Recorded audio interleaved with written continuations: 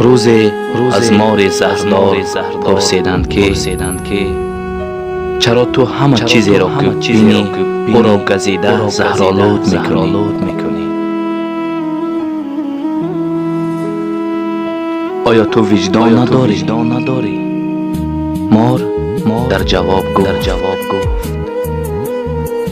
شما انسان ها از من دیده بی وجدان تر هستید.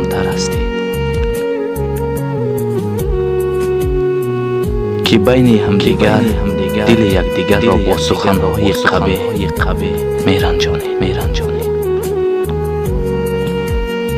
که از زهر من دیده علم آورتر است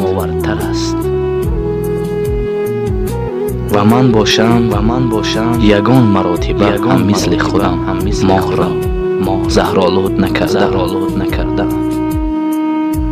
ببینید آدم ها چگونه هستند، دل یکدیگرشان را میرنجانند و پشیمان میشه.